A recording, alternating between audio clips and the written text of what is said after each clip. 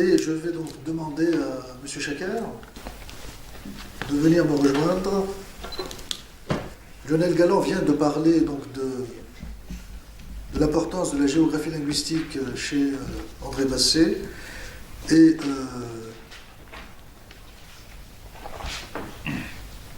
M. Chaker va justement nous parler de la dialectologie berbère, plus que jamais une urgence. Je vous donne la parole. Merci. Merci. Bonjour à tous.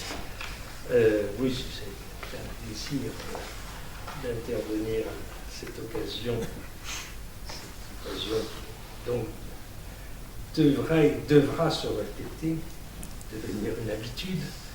Et surtout, je voudrais commencer par dire combien il est agréable de voir une assistance conséquente, hein, nous qui, du temps, j'ai pas connu Basset, j'étais trop jeune, mais j'ai connu Lionel Galland à partir de 68, avec ses cours au Lanzo, et je peux vous dire que, effectivement, comme l'a dit gentiment Lionel Galland, dans ces périodes-là, les effectifs des cours de berbère n'étaient pas pléthoriques. On fonctionnait avec 3, 4 personnes, hein, encore dans les années 70. Hein, voilà. Donc là, on a quand même le plaisir de voir des salles, sinon combles, en tout cas bien fournies, et beaucoup de visages connus et amis qui, au fond, perpétuent et consolident, renforcent cette tradition initiée par André Basset. Alors, la dialectologie berbère, plus que jamais une urgence, effectivement, c'est à la fois un hommage à André Basset, bien sûr, mais aussi, je dirais, une réflexion sur l'état des études berbères et les perspectives. Alors, je crois qu'on peut commencer, je dirais essentiellement des généralités, hein, que vous connaissez tous, mais qui peuvent peut-être servir de base à une discussion, à un débat. La question de la variation s'est imposée très très tôt dans les études berbères. Hein. On la voit apparaître vraiment dans les toutes, je dirais, dès la deuxième moitié du XIXe siècle, c'est-à-dire, au fond, dès qu'on commence à produire des synthèses un peu réfléchies, non strictement utilitaires, comme l'ont été les premiers glossaires, etc., dès qu'on commence à produire des synthèses sur la langue berbère un petit peu réfléchies, raisonnées, et qui soient un petit peu, je dirais, déjà académique, hein, et pas simplement utilitaire, on voit apparaître cette question je dirais, cet intérêt pour la variation.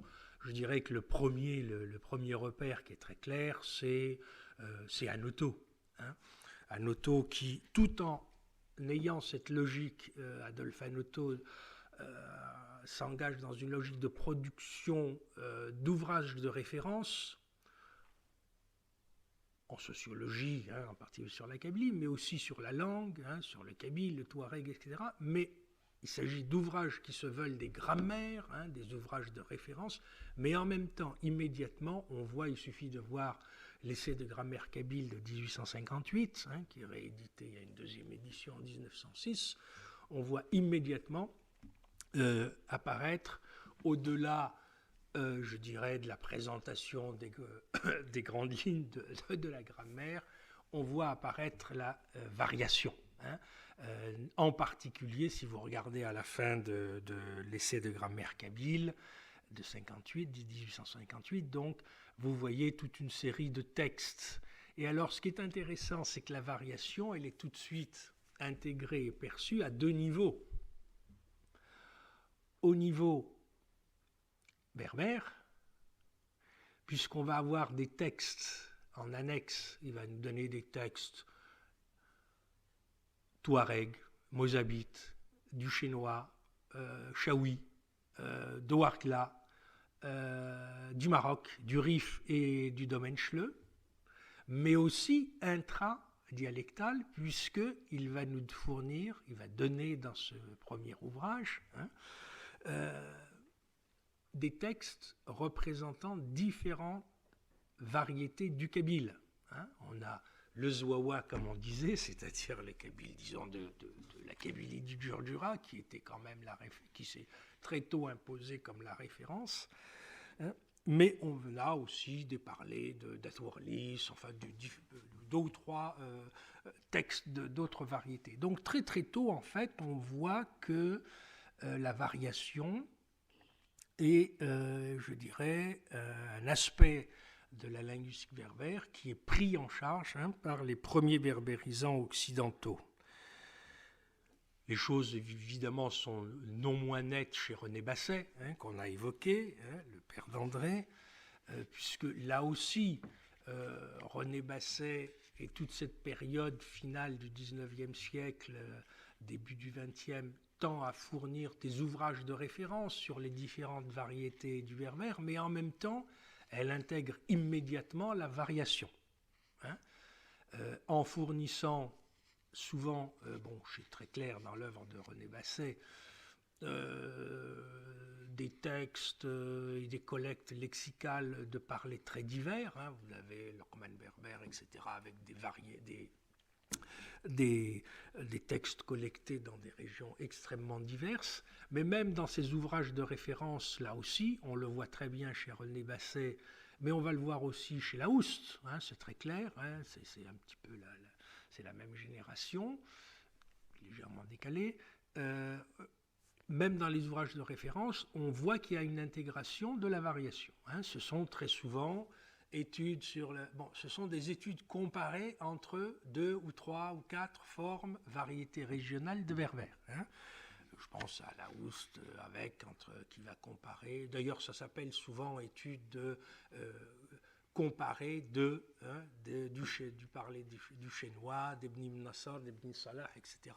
C'est pareil chez René Basset, c'est l'étude de l'Aznatia, de l'Ouarsenis, de ceci, de cela, de l'Ouedmzab, de Wargla et de l'Ouedrir. Il y a donc d'emblée, au fond, très très tôt, les études berbères intègrent cette question de la variation, non seulement donc à l'échelle globale du berbère, mais même au niveau interne aux régions, aux variétés régionales berbères, qui est très très clair avec ses collections de textes dans différentes variétés de kabyle ou de ceci ou de cela. Alors évidemment, on comprend très bien pourquoi. C'est parce que les études berbères modernes, en tout cas occidentales, telles qu'elles se sont trouvées confrontées immédiatement à une situation de diversité et de fragmentation, et surtout à une situation qui était sans doute, je dirais, une situation de fait très particulière, c'est l'absence de normes instituées. Il est évident que si les berbères avaient disposé d'une norme instituée, les berbérisants seraient, je dirais, très probablement calés dans les vieilles traditions orientalistes, comme on avait l'arabe classique, on avait le persan, on avait ceci. Là, il n'y avait pas. Il n'y avait pas de forme de normalisée, de normes instituées. Donc, ils sont confrontés sur le terrain, directement, à des variétés nombreuses et qu'ils sont immédiatement amenés à décrire. Et tout en affirmant aussi, ça aussi, vous le savez bien, elle est très ancienne, elle remonte vraiment, déjà, elle est parfaitement constituée chez Annetto, et même avant, en réalité, même avant. On la voit déjà chez Venture de Paradis.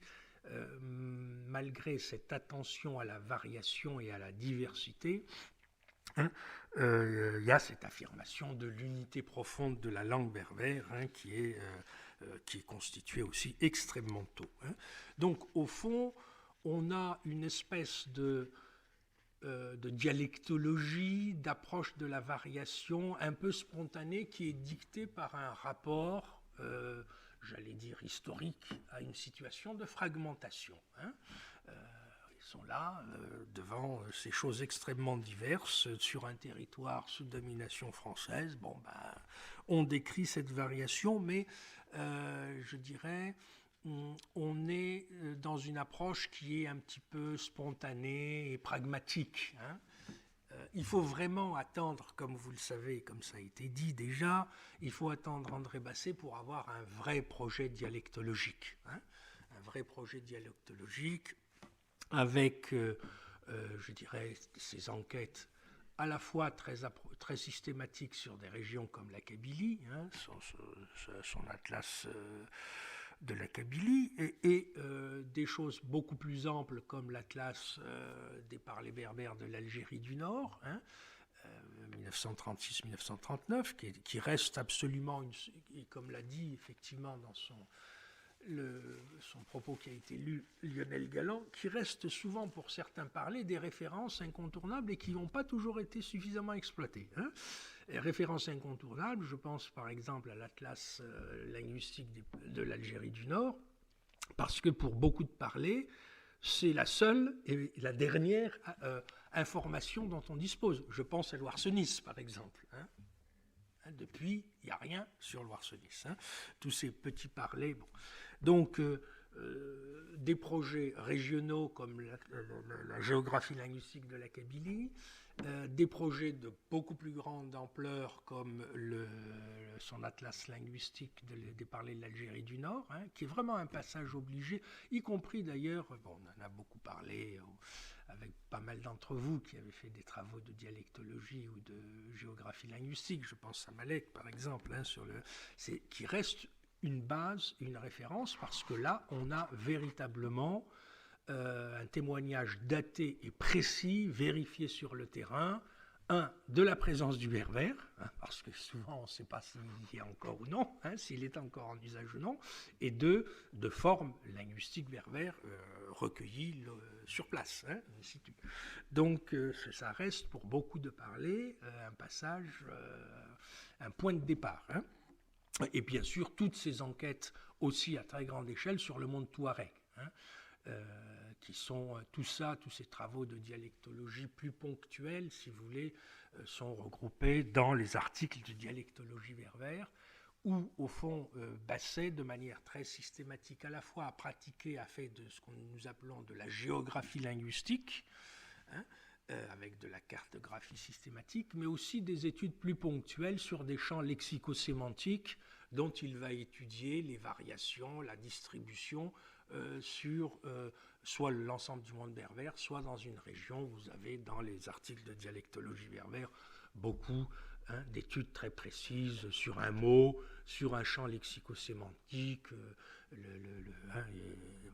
Vous connaissez tout ça. Donc, c'est, je dirais, quelqu'un qui avait un vrai projet de dialectologie berbère et d'études systématiques de la variation.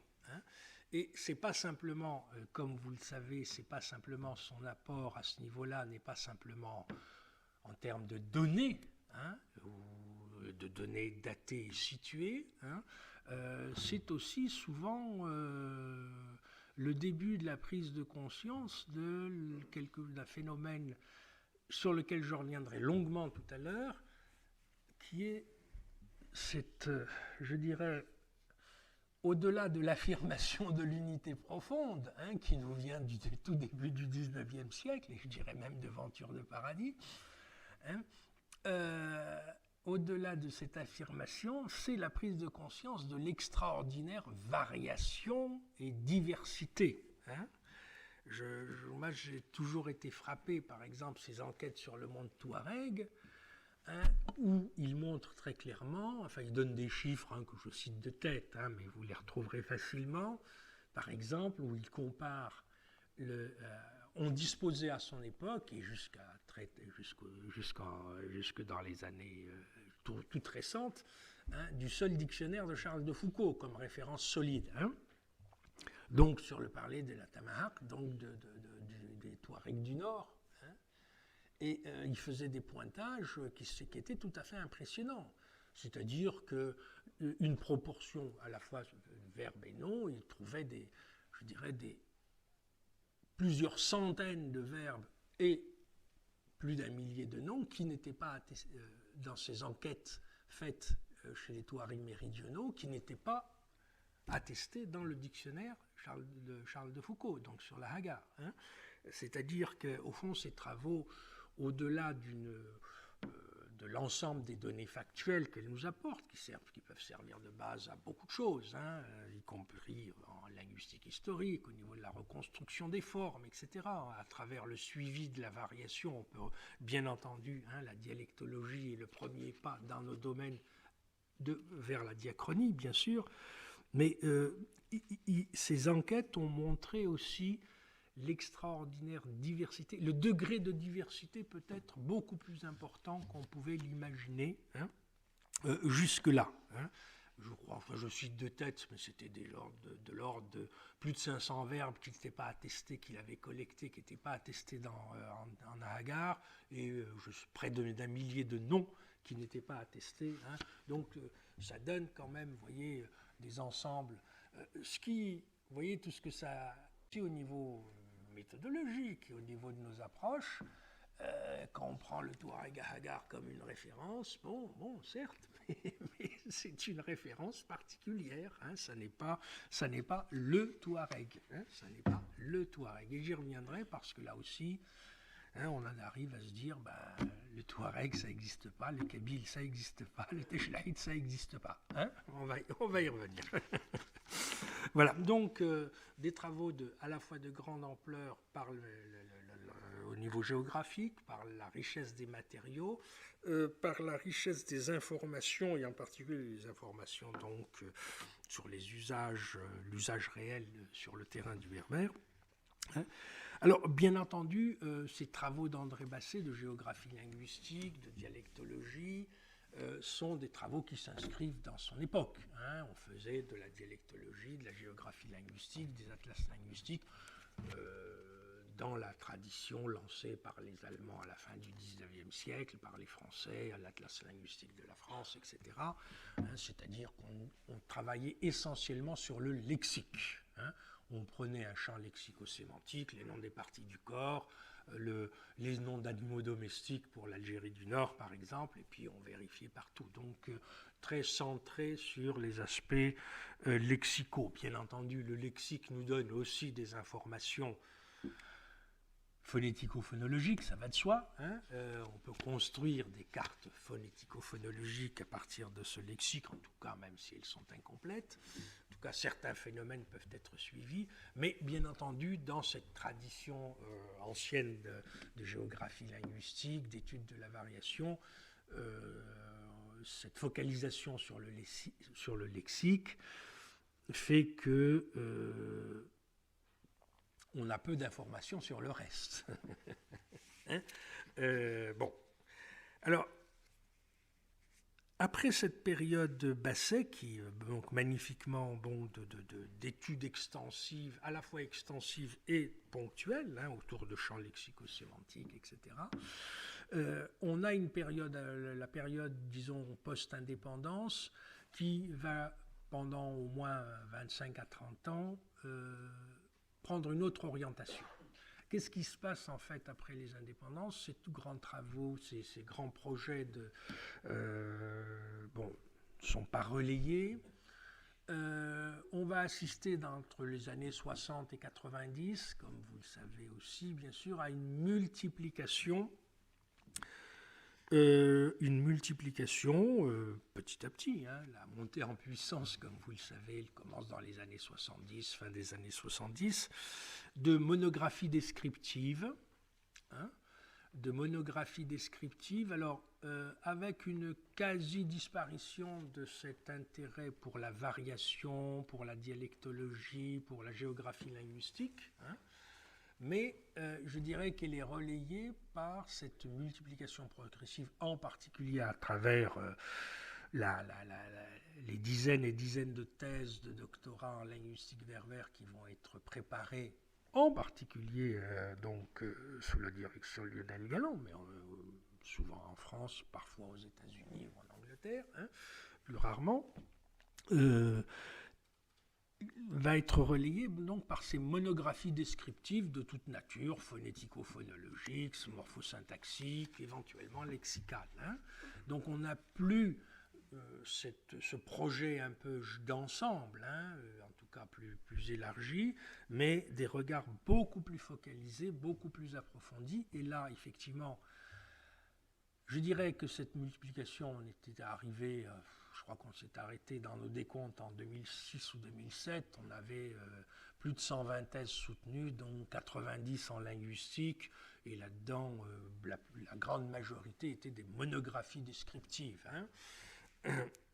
Donc, on a un nouveau type d'information plus approfondie, plus spécialisée, hein, phonétique, phonologie, morphologie, syntaxe, etc. Hein, et surtout, ce qui est un apport à la connaissance, si vous voulez, de cette variation, hein, indirecte. Ce n'est pas l'objet, hein, on va y revenir, mais elle nous apporte quand même une information considérable sur la variation, hein, dans cette, je dirais, pour la dialectologie générale du berbère, c'est que effectivement, on a un maillage du territoire, du terrain berbérophone qui se diversifie, qui se complexifie et qui s'enrichit de façon tout à fait considérable. Hein. Bon,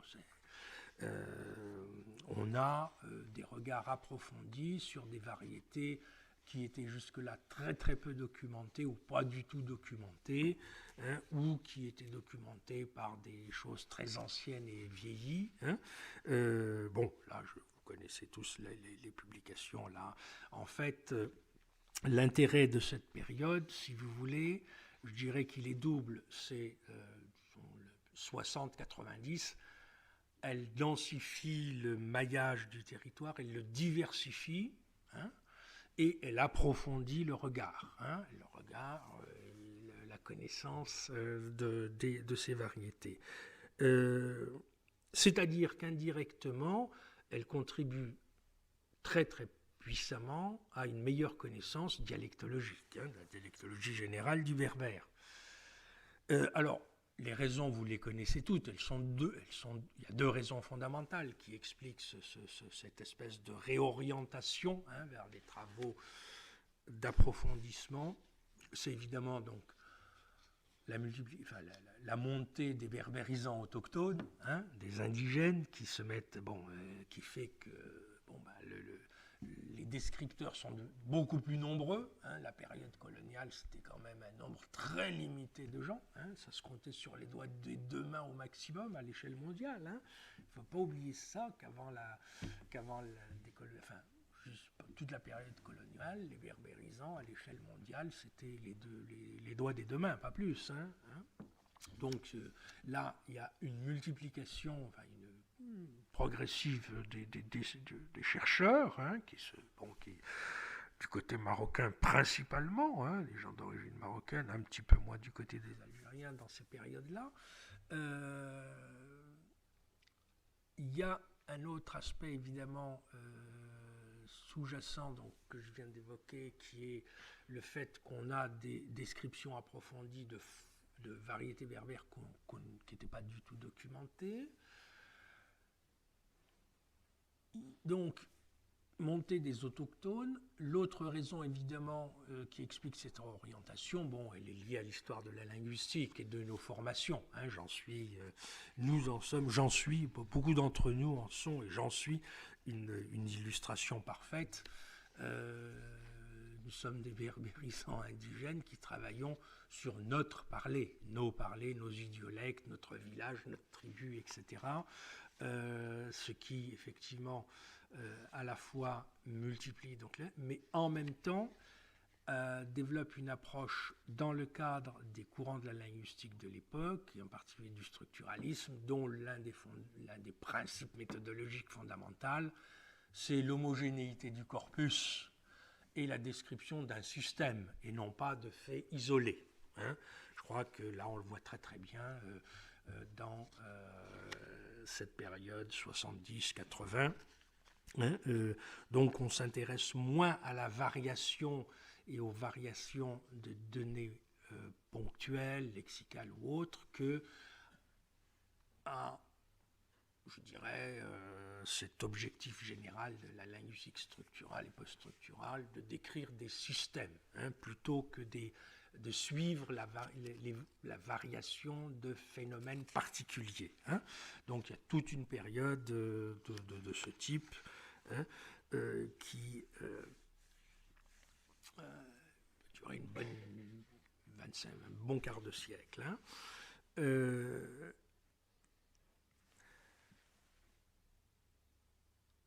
Un intérêt pour la variation, pour la dialectologie proprement dite, en tout cas en tant qu'étude de la variation sur le terrain. Bon, il faut attendre, en gros, les années 90 pour le voir timidement réémerger.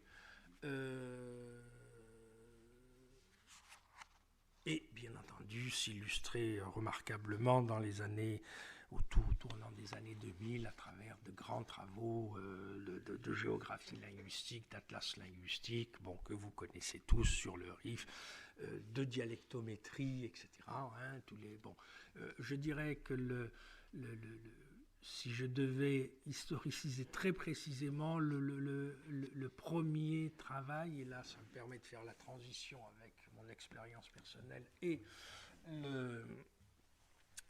le cœur de ce que je voulais vous dire, c'est vraiment le petit travail de magistère, disait-on à l'époque, de Khalaf Medoui à Bougie, hein, de géographie linguistique sur la vallée de la Soumam, hein, où là, on a vraiment une mutation, hein, je pense que c'est là que ça se dessine, c'est-à-dire une dialectologie, une géographie linguistique qui essaye non plus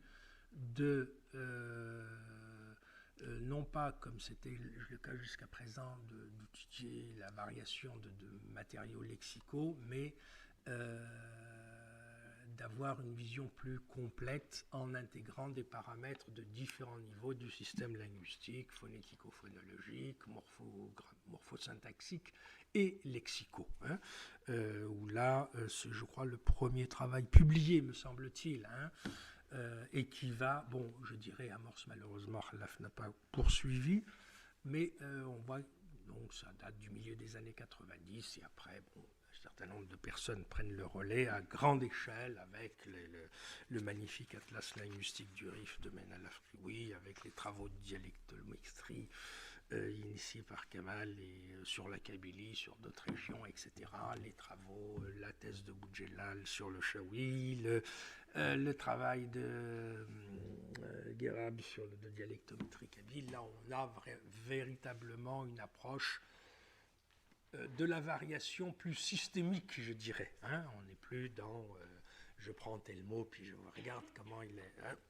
Et avec des résultats tout à fait intéressants. Alors, je reviens, j'ai évoqué le Bougie et le nom de Khalaf Medoui. Pourquoi ? Parce que tous ces travaux descriptifs de la période 60-90, au fond, ils nous ont apporté quoi ? Au-delà des matériaux, des données nouvelles, etc., d'une meilleure couverture du terrain, c'est, je dirais, deux choses qui me paraissent fondamentales et qui ne sont pas sans implication immédiate par rapport aux problèmes actuels d'aménagement, d'enseignement, etc.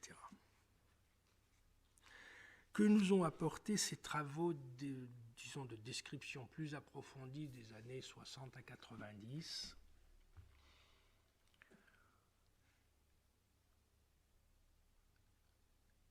Et ultérieur, bien sûr,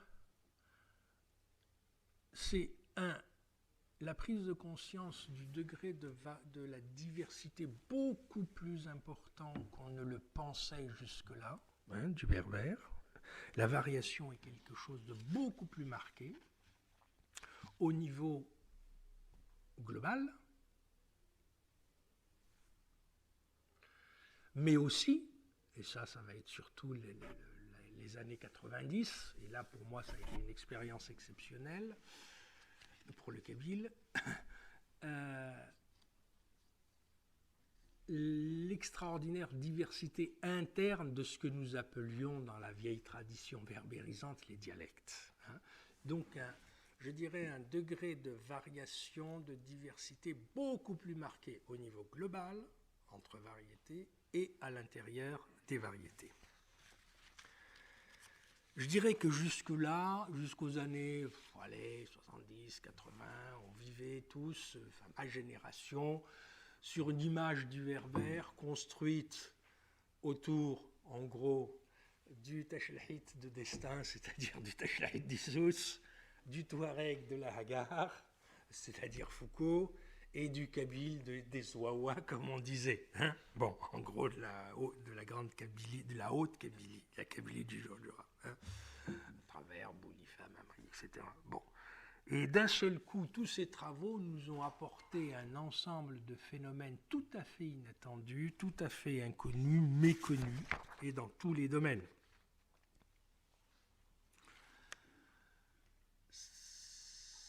C'est-à-dire que il me semble que ce qu'ils nous ont apporté, c'est qu'au-delà de l'autre versant d'ailleurs de l'œuvre d'André Basset, de l'unité morphologique profonde, hein, Lionel Galland a parlé du verbe, c'est vrai que c'est un morceau essentiel dans l'œuvre de Basset. Au-delà de l'unité morphologique profonde, hein, c'est l'extraordinaire diversité fonctionnelle et synchronique en réalité. Et derrière l'unité morphologique, hein, à travers le verbe en particulier, puisqu'on parlait de Basset, elle est quand même de nature essentiellement diachronique.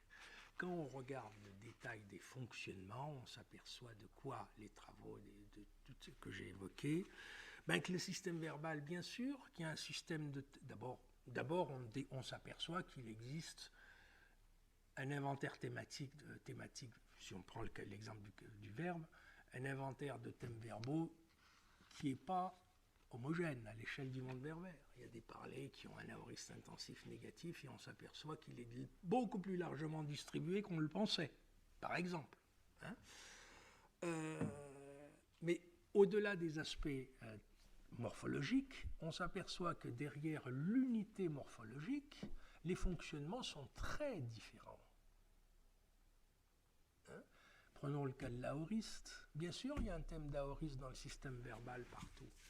Mais son fonctionnement en Tachlahit et en Kabyle est très différent. Hein, de même, quand on dépasse le niveau de ces thèmes, on s'aperçoit qu'il y a des tas de formes secondaires qui apparaissent, de formes préverbées. Hein, les rad de Nouchle, les taurades de nos rifins ou de nos Kabyles orientaux, etc., des marqueurs de passé, des marqueurs de futur, etc. Il y a une démultiplication. Au fond, je dirais que l'unité morphologique et donc diachronique, en fait, cache des fonctionnements. Et derrière des formes apparentes, identiques, se cachent des fonctionnements synchroniques extrêmement divers. Hein, un exemple, on va dire le préverbe ad de non réel, de non effectif, de potentiel, de ce que vous voudrez, de futur. Le préverbe ad, bon, il est quasiment, on verra tout à l'heure que ce n'est pas vrai, bien sûr, vous le savez, pan-berbère. Le seul problème, c'est qu'il ne fonctionne pas du tout de la même façon si on est en Kabyle ou si on est en Tachlahit.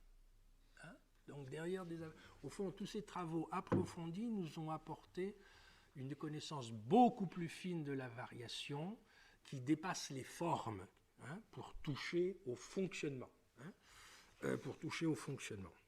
L'autre enseignement qu'elles nous ont apporté, c'est l'extraordinaire diversité interne de ce que nous appelons les dialectes. Hein. C'est pour ça que je me suis permis cette boutade. C'est souvent les formules résument souvent bien des thèses complexes. Ben, le kabyle, ça n'existe pas, tout simplement. Hein. Pourquoi ? Parce qu'à partir du moment où on a regardé de beaucoup plus près la diversité, on s'aperçoit qu'il existe des formes de kabyle qui ne présentent pas les traits qu'on pensait spécifiques au kabyle, hein, à partir des formes, je dirais, qui historiquement ont constitué la forme de référence, hein, du kabyle de Grande Kabylie. On va s'apercevoir, tous les travaux de ceux qui sont maintenant nos collègues, nos étudiants de Bougie, par exemple, ou Tizi Ouzou, hein, on va s'apercevoir qu'il y a des parlers kabyles qui n'ont pas d'affriction, qui n'ont pas de labiovelarisation, qui n'ont pas, même des parlers kabyles, qui n'ont pas de spirantisation, ou en tout cas de manière très marginale. Hein. Donc des traits qui nous semblaient absolument fondamentaux du kabyle, identificatoires, hein, je dirais, du kabyle, n'existent pas hein, dans des régions, dans des parties de la région qu'on appelle la Kabylie. Hein.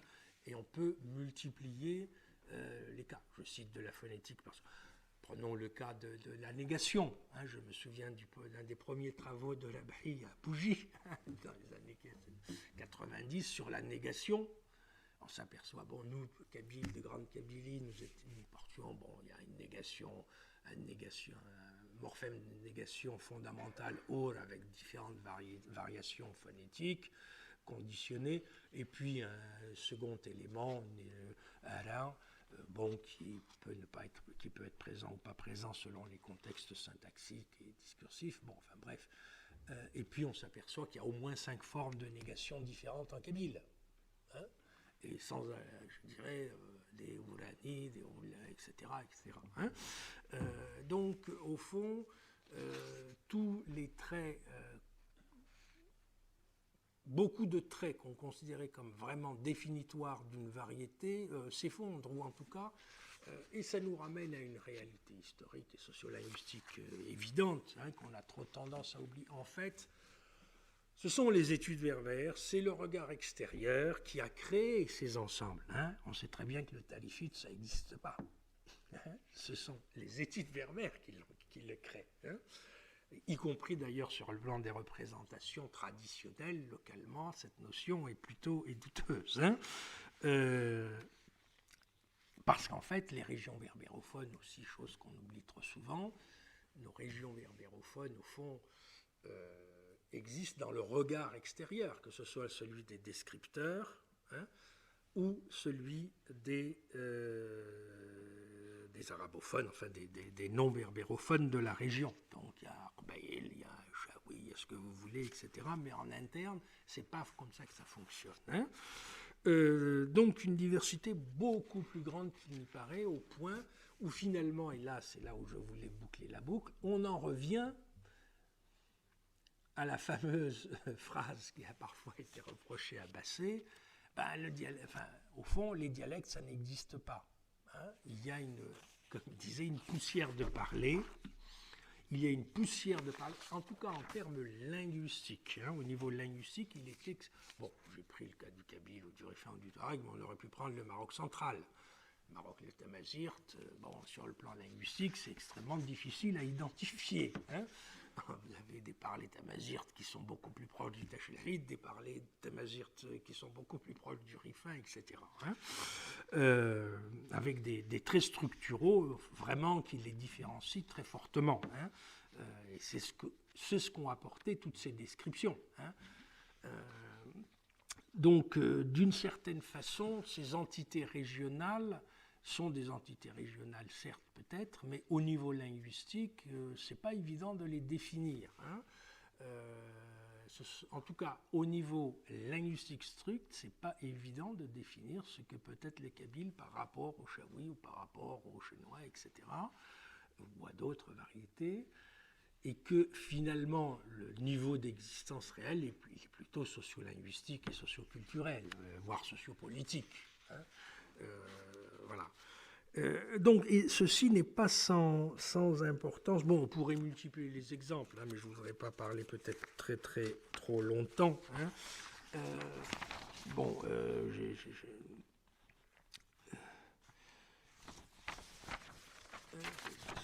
crois qu'il faut vraiment être bien incité sur cette question. Hein, derrière ces unités, cette unité apparente, enfin cette unité réelle, morphologique, se cachent des systèmes synchroniques extrêmement différents. Je pense, enfin, vous avez tous, beaucoup d'entre vous, il suffit de prendre en parallèle les systèmes verbaux, vous partez de la même base thématique et puis on aboutit à des systèmes extrêmement divers, y compris à l'intérieur d'une variété dialectale, hein, une variété régionale. Hein. Bien. Tout ceci, évidemment, nous amène à mes propos de conclusion, si vous voulez, qui est que c'est pour ça que j'ai intitulé mon intervention La dialectologie, plus que jamais une urgence. Je crois qu'il est vraiment important de bien prendre la mesure de cette variation à la fois au niveau global et interne pour différentes raisons. La première, c'est que un certain nombre des variétés régionales sont lourdement menacées. Je pense à tous les isolats sahariens, tunisiens, de l'ouest et du centre algérien, qui sont des langues vraiment menacées de disparition. Donc on ne sait plus, même si certains d'entre eux, je pense aux Bénisnous, quand on pense aux Bénisnous qui ont été si magnifiquement documentés au début du XXe siècle et dont il semble rester quelques locuteurs, un nombre qui se compte sur les doigts des deux mains. C'est pareil pour l'Oarsenis. J'ai trouvé, oui, contrairement à ce qu'avait écrit Lionel Galland, j'ai trouvé encore très récemment une locutrice du berbère de l'Oarsenis, près de 90 ans. Bon. Donc la dialectologie me semble une urgence parce que beaucoup de ces parlers sont, tous ces isolats, menacés. Deuxièmement, parce que les sociétés traditionnelles rurales sont très profondément menacées, et qu'il y a quand même un effondrement général du monde rural berbère. Ne jamais oublier, alors je ne connais pas les chiffres, c'est les derniers chiffres, mais enfin, aux indépendances, on était en Algérie comme au Maroc à 85% de ruraux. On est actuellement dans des proportions qui sont quasiment inversées. On est plutôt dans l'ordre de 35%, 30 à 35% de ruraux. Donc le monde, c'est-à-dire que les données traditionnelles du berbère, si vous voulez, sont en profond remaniement. Donc il y a là une urgence aussi, pour des raisons, je dirais, sociologiques, tout simplement. Une menace, risque de disparition pour beaucoup de parlers, mutation très profonde des sociétés berbères. Et aussi, je crois, moi j'insisterai beaucoup là-dessus, ça me semble être une condition pour la réussite du développement et de l'implémentation de l'enseignement du berbère, de Tamazir, ou de l'Amazir, comme vous voudrez, dans la mesure où je pense que dans une situation d'aussi grande diversité, l'implémentation sociale, le développement, la promotion du berbère ne pourra pas se faire sans, je dirais, l'adhésion, la participation et l'adhésion des locuteurs, là où ils sont, c'est-à-dire principalement dans ces régions berbérophones, et sans intégrer, je dis peut-être pas dans son détail, mais sans intégrer de manière plus équilibrée que nous l'avons fait sans doute jusqu'à maintenant, cette variation. Je dirais que l'aménagement, l'enseignement du berbère, la promotion du berbère, à mon avis, ne peut se faire qu'en intégrant très fortement cette variation qui finalement est une richesse et qui surtout nous amène à revoir souvent complètement notre image non seulement des variétés régionales. Je vous dis, pour moi maintenant, l'image que j'avais du kabyle avant 90 et maintenant a totalement changé, du simple fait que j'ai été amené à voir des travaux sur la Kabylie orientale. Je ne sais pas si Massini Sagaraoun est là, mais ces textes, la Kabylie extrême orientale, objectivement ne sont pas du kabyle, au sens que nous donnons traditionnellement à ce mot. C'est-à-dire qu'un kabyle de Grande Kabylie ne les comprend pas. Il faut être tout à fait clair là-dessus. Il ne peut pas les comprendre sans une exégèse, etc. Donc, je vois mal comment on pourrait réussir un processus de promotion et d'implémentation sociale de la langue berbère si on n'associe pas les populations sur le terrain hein, et la seule façon de les associer, c'est de prendre en compte leur particularisme. Voilà, je vous remercie.